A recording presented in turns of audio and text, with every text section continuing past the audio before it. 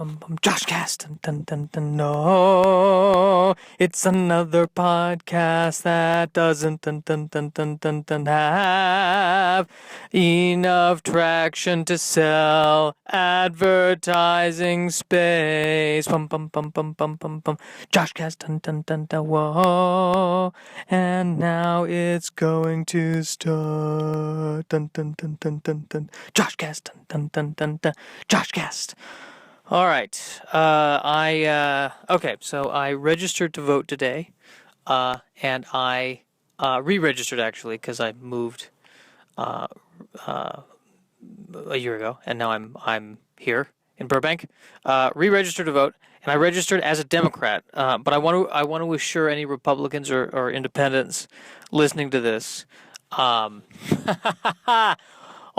one of you, that one Democrat, Republican, Independent who is listening to this podcast. I just want to assure anyone who's a Republican or an Independent listening, I want to assure you, I'm not going to make fun of you. I don't have time. There's too much to cover with the Democrats. I'm not going to get to it. Maybe if you tune into the podcast 10 years from now, I'll finally have time to get to you. But until then, I have too much. There's too much. Twice in my life, the Democrats, I feel like maybe more than that, but twice in my life, the Democrats have had the majority in the Senate and the House, and twice in my life, I've watched the Democrats argue a lot and not do anything with it. They say that absolute power corrupts, and the Democrats have found a way around that one. Very effective. Absolute power causes at least 15% of the group to go, we're not sure about this. You never have to worry about absolute power corrupting the Democrats. They've got that on lockdown. In fact, I think the worst thing you can do actually the best thing you can do is give them power. You give them power, they're gonna ensure that nothing happens. I haven't been watching the debates either. I don't bother watching the debates because I feel like no one in the debates explains how they're going to do what they're going to do. They never explain how. And I think if they did that, if one of them actually tried to explain step by step how they were going to solve the problems that are plaguing this country, we would go, oh, he's not qualified. Okay, we're not going to vote for him. Thank you. Thanks for just putting all your cards on the table. And that's what it feels like when I watch these things. I don't feel like I'm watching a debate. I feel like I'm watching a game of poker.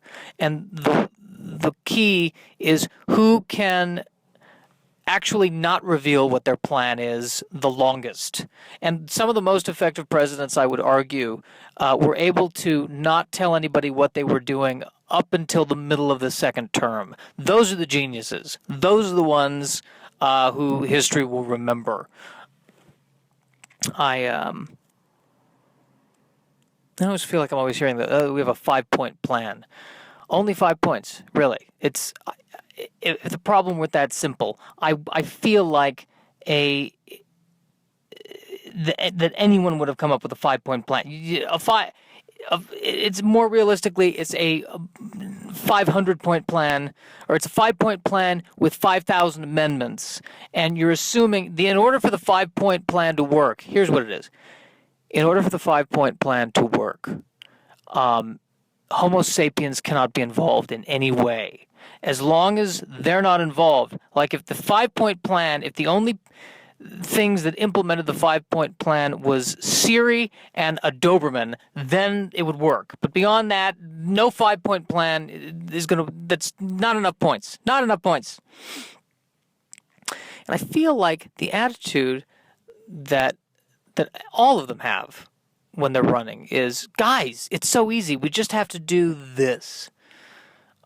And I'd rather see some more honesty. I'd rather see, guys, I have a brilliant plan, and if you elect me, I am confident, absolutely confident, that I can get 1% to 2% of this plan to sort of work. That's the person I would vote for. That's what I'm looking for. I want that.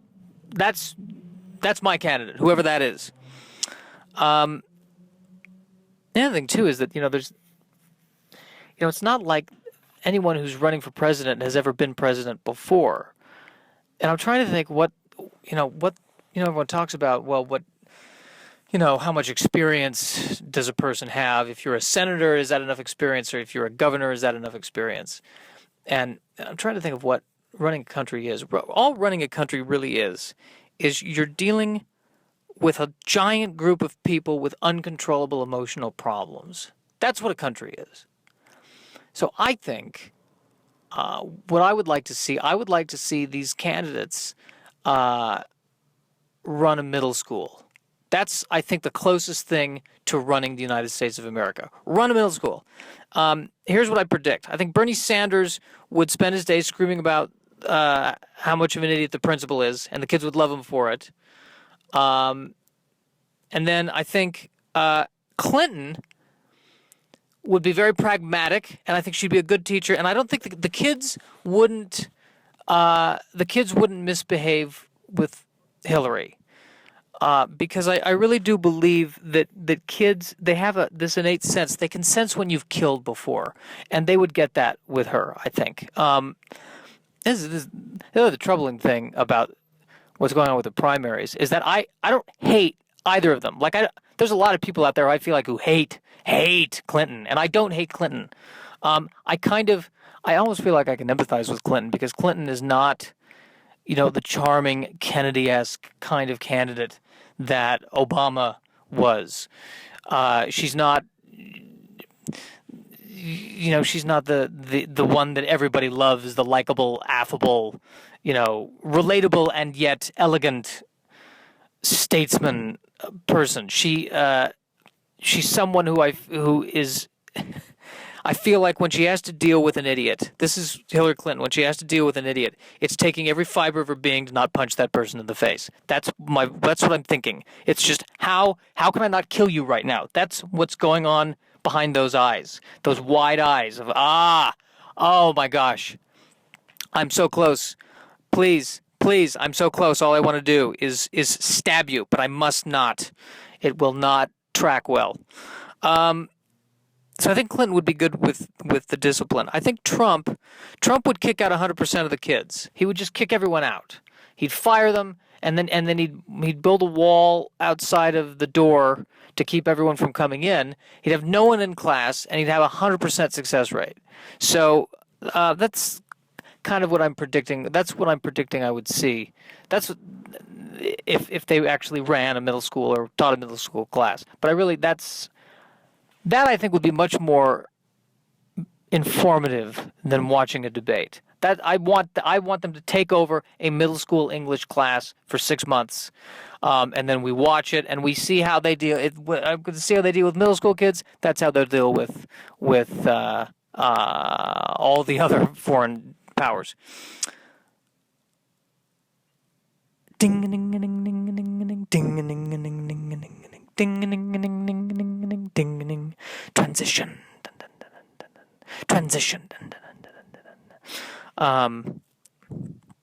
I have no idea why I'm talking about this, but for some reason I've been thinking a lot about murder mysteries lately. I don't know why. I hope that doesn't mean I'm going to be murdered. That's immediately where my mind goes. Well, if I'm thinking about a murder mystery, then it obviously means I will be murdered. This is why I could never solve a mystery. I'm not very good with the cause and effect thing. But I always wanted to read a Sherlock Holmes short story where Sherlock Holmes listens to the particulars of the case, examines the crime scene, looks at everything under a microscope, examines everything, and then turns to Watson and says, "You know what? I have no idea. I am out of idea. No clue. I am drawing a blank on this one. It's not happening. It is not. It is so not happening. I don't even have an English accent right now. That's how much it is not happening. No idea who did this. This British guy who's dead on the ground, it's going to be an unsolved case. I've got nothing. Let's just go home. I need to lie down. I just need to go home and lie down and cry. And I feel like tomorrow when I wake up, the next case I'll get. But this one, it's not happening. Not happening."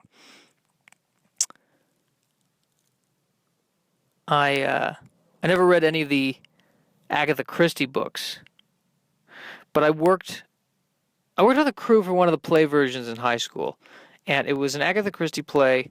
And the Agatha Christie plays are fun. It was a fun play to watch because it was fun to watch really eloquent British characters speaking thoughtfully and eloquently about a double homicide that just happened. It's amazing.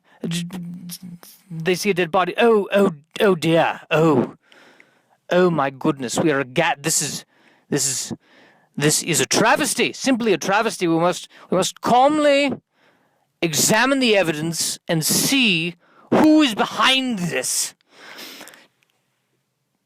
I'd like to see an Agatha Christie murder mystery play involving my family. That's what I would look for. That way, you wouldn't see. It would be a different kind of energy. I think we'd find the corpse, and then my mother would say, well, I knew this was going to happen. I knew it. I knew it was going to happen. Uncle Herschel was going to be stabbed in the back with a menorah. I woke up this morning. I had a premonition. I knew it. Didn't I tell you something bad would happen? I hate the holidays. I hate it. This is, all right, everyone, we need to lawyer up, guys. We need to lawyer up. That's what I would say. I also think it's too bad that Agatha Christie didn't write any murder mysteries that took place in ancient Rome. I'd like to see an ancient Roman murder mystery, because I think the detective. Well, it wouldn't be a detective. I guess it would be.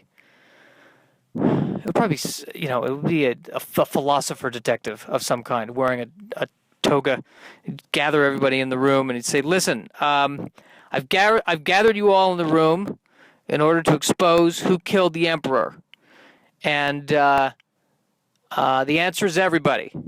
Everybody in this room has killed somebody. You all did it. Everybody. I really tried, guys, to find somebody who didn't murder somebody. I got close with Maximus, but then I found out that while the rest of you were killing the emperor, Maximus was killing the proconsul. So it's, I don't even know what murder I was investigating. You all did it. Everybody. Just, don't even try to deny it. You all did it. All of you all did it. None of these bits have endings. Okay. Yes. Ding ding ding ding ding ding ding ding ding ding ding ding. Transition. Okay. So I've been had this idea for a long time, trying to get this just right. So Shakespeare's birthday just passed. I thought it was on 420, and I was wrong about that. It was 423. I thought Shakespeare's birthday and the day that celebrates marijuana and Hitler's birthday were all the same. I thought there's just some bizarre thing about 420 that's either produces wonderful things or horrible things. But I was totally wrong. Shakespeare's birthday, 423. Although records from that time, maybe it wasn't the 23rd, maybe it was the 20th. We don't know. Happy birthday to William Shakespeare. I hope that you're doing well in whatever plane of existence you're in, if you're in a plane of existence. And if you're not in a plane of existence, if you don't exist anymore, then, it must be nice for you to not have to really watch what's going on right now. I almost envy you, but I still want to be not dead. Just see to be or not to be. Okay. And one of my favorite, I remember in college, we went to London, saw one of Shakespeare's plays called Edward III, which I'd never read before. Edward III, it's one of those plays where we think that Shakespeare wrote some of it, and then some of it was written by somebody else. And it was one of the most bizarre experiences because I'm watching it, and there are moments in the play where I suddenly understand everything that's being said. And I go, oh, okay, that must not be Shakespeare. Just very bizarre. It's like, there's a scene that has one of my favorite monologues in the whole play. I'll give it to you. So the prince and his second in command are about to go into battle, and the prince is realizing he's afraid of death, and he asks for words of comfort from Audley. And Audley says, "To die is all as common as to live. The one inchwise, the other holds in chase. For from the instant we begin to live, we do pursue and hunt the time to die. First bud we, then we blow, and after seed, then presently we fall.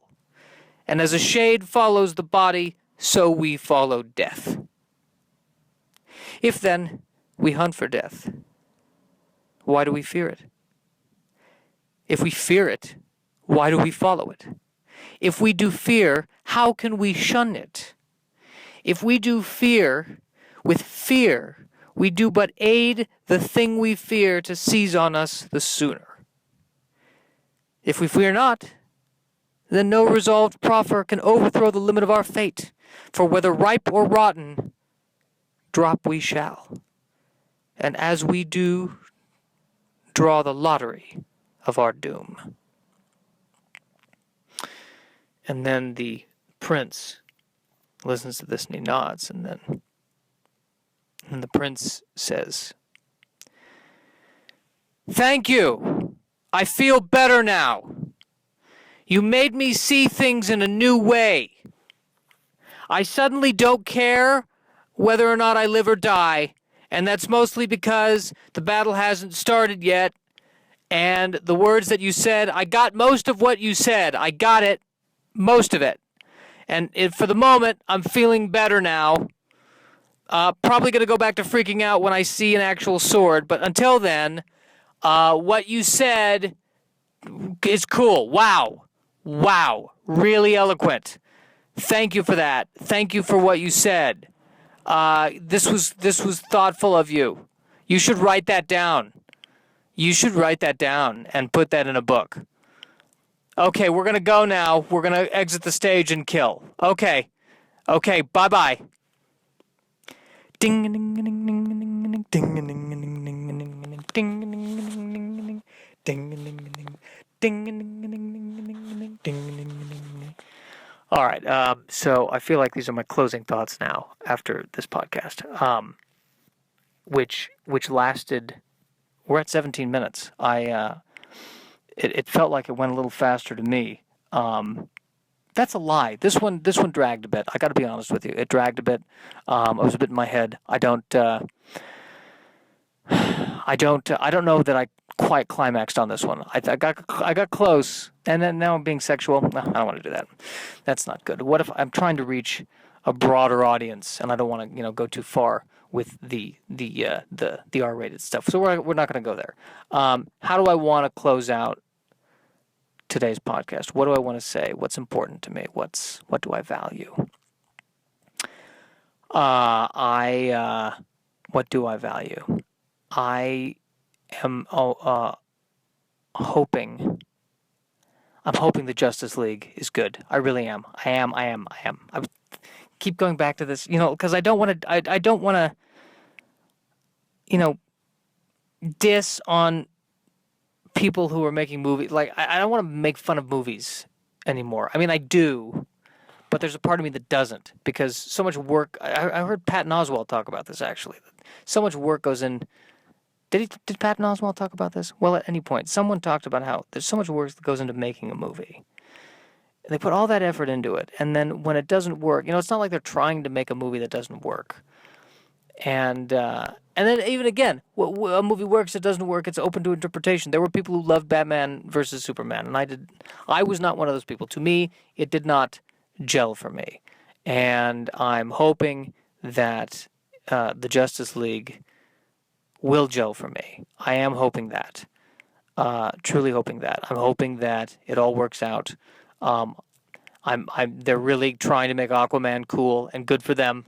That's a noble pursuit, trying to make Aquaman cool. He has been the butt of jokes for a long time. I think the root of the problem might just be in the name, Aquaman.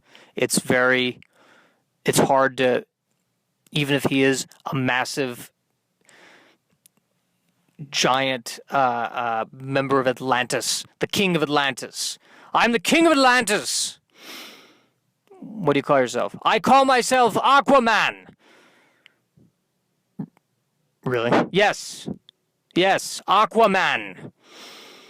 Waterman. I was going to go with Waterman, but that doesn't work. You're right. Waterman is worse than Aquaman. I thank you. So that's why I thought of Aquaman.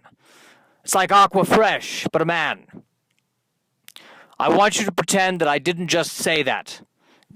I'm trying to pretend that the entire podcast, frankly.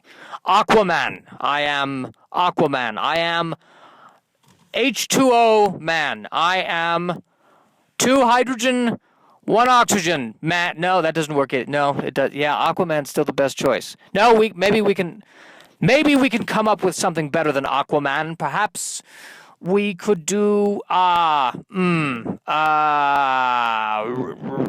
Ocean Guy. No, that doesn't work. No, that doesn't work either. Ocean Guy. Ocean Man? Ocean. The ocean. What, he just called you the ocean? Well, then people would get confused. Because I would say the ocean is in the ocean, and that would be ridiculous. No, it's got to be Aquaman. I think Aquaman, of all the names, Aquaman is the best bet. Yeah, I think the more we talk about it, the more Aquaman is really the best possible name that you could have. I mean, there is the Submariner, but that one is taken.